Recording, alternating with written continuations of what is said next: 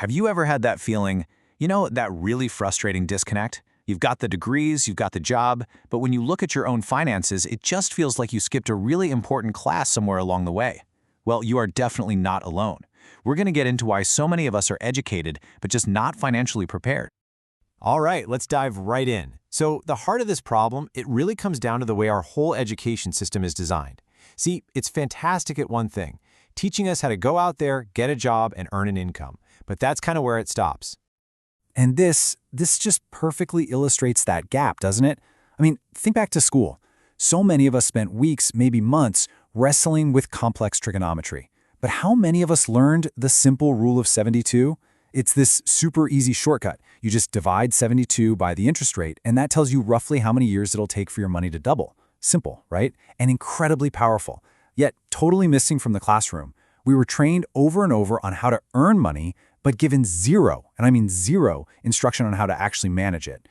And this quote just says it all. We graduate with degrees, but with zero financial literacy. It perfectly captures that feeling. You walk across the stage, you get that diploma, but you're basically a financial infant stepping out into this super complex economic world with no tools, no preparation, nothing. Now here's the thing. This isn't just you or me feeling a little unprepared. When you zoom out and look at the big picture, this builds into a staggering national issue. The scale of this problem is, well, it's genuinely shocking. 27%. That's it. Just let that number hang in the air for a second. This single number represents the entire portion of the Indian population that is considered financially literate. And when you see it visually like this, it's even more stark. It's not just that only 27% of people get it. The flip side is that a massive 73%, that's nearly 3 out of every 4 people, are navigating their entire financial lives while being, well, financially illiterate. This isn't just a small gap, it is a chasm. So, if we're not learning these absolutely critical skills in school or college, then where are we supposed to learn them? And this question leads us to this fundamental problem of what we could call the flawed script for money.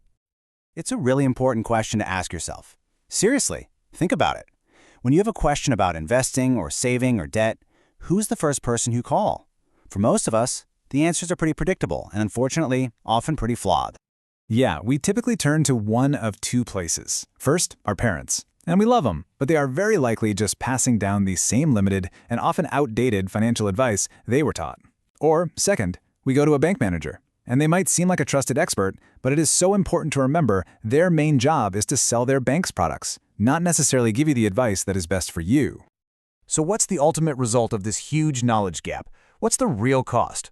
Well, it means that one of the most powerful forces for building wealth in the entire universe remains a complete and total secret to most people.